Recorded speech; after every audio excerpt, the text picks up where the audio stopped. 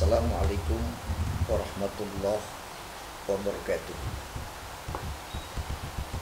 Hamdan wa syukran lillah, wassalatu wassalamu ala rasulillah Muhammad ibni Abdullah. Para siswa dan siswi kelas 12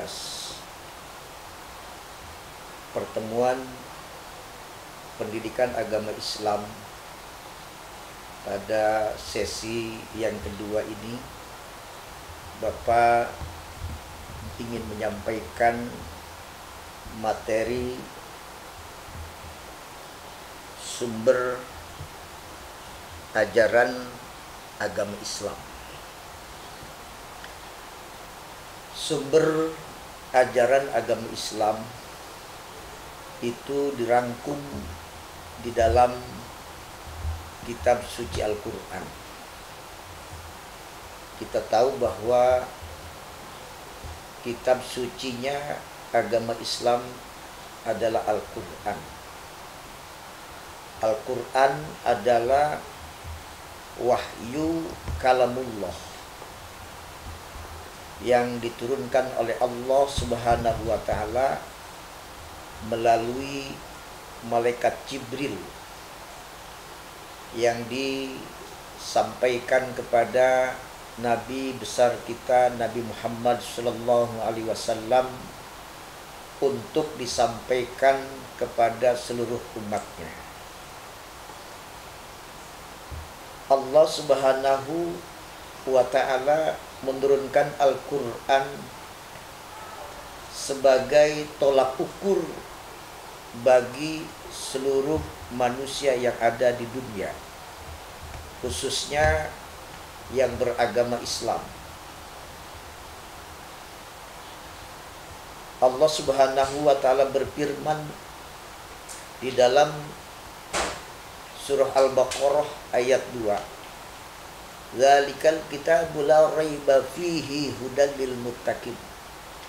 Dzalikal kitab, ini kitab Al-Qur'an diturunkan oleh Allah Subhanahu wa ta'ala untuk meyakini bahwa Allah Maha Segalanya dan tidak ada keraguan baginya.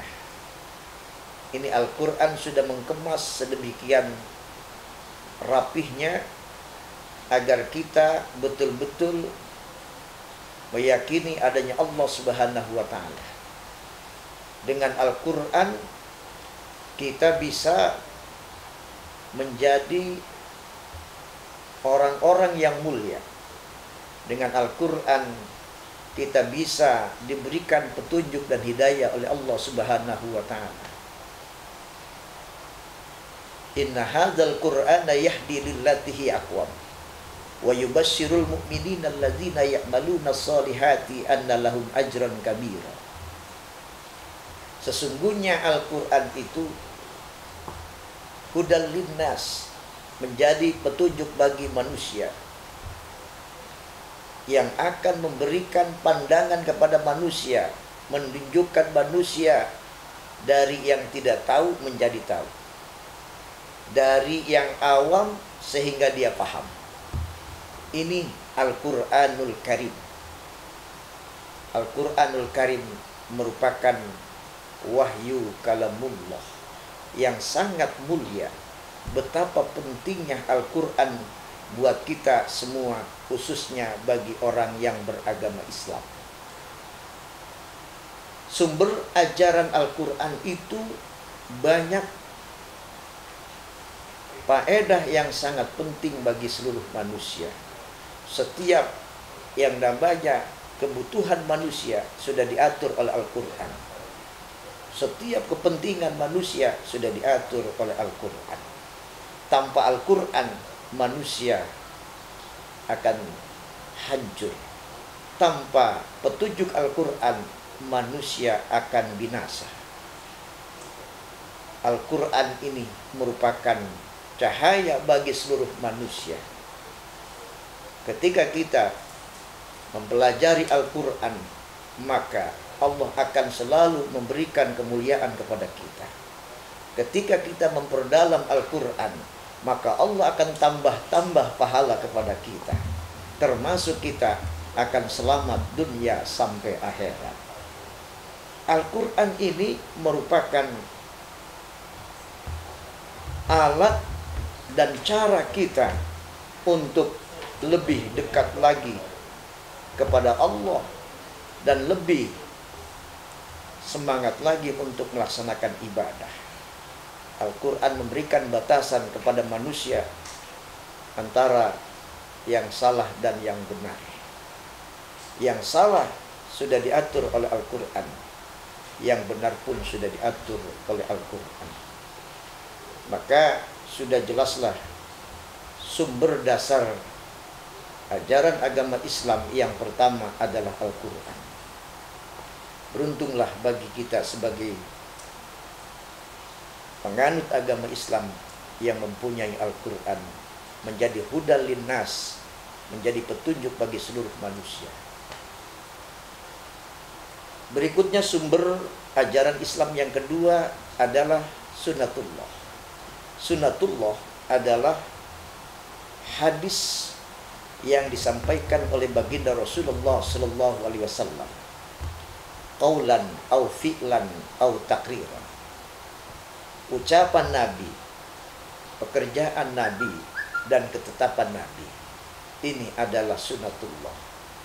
Jadi kita harus meyakini bahwa apa yang disampaikan Rasulullah itu adalah wahyu dari Allah Subhanahu wa taala.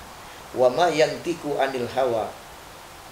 Sesungguhnya apa yang disampaikan oleh Rasulullah itu adalah wahyu dari Allah Subhanahu wa taala. Lalu sumber ajaran Islam yang ketiga, al-istihad. Artinya sumber dasar ajaran Islam yang ketiga itu adalah bagaimana kita harus mengenal yang namanya ijtihad para ulama. Ada yang namanya qiyas. Ini yang disampaikan oleh para ulama, yang dijabarkan sumbernya dari Al-Quran dan Al-Hadis. Dengan demikian, ketentuan sumber ajaran Islam itu ada tiga. Yang pertama, Al-Quran. Yang kedua, Al-Hadis. Yang ketiga, Al-Ijtihad. Artinya ijma para ulama yang di dalamnya ada unsur qiyas para kaul ulama. Inilah penyampaian sesi yang kedua di dalam pendidikan agama Islam, khususnya untuk para siswa dan siswi kelas 12. Mudah-mudahan ini bisa diamalkan dengan baik, bisa dijalankan dengan baik. Insya Allah akan bermanfaat buat kita semua. Demikian penyampaian sesi yang kedua ini. Terima kasih atas penyampaian yang Bapak sampaikan. Bila ada kekurangan, insya Allah nanti kita sempurnakan dengan izin Allah Subhanahu wa ta'ala. Wassalamualaikum warahmatullahi wabarakatuh.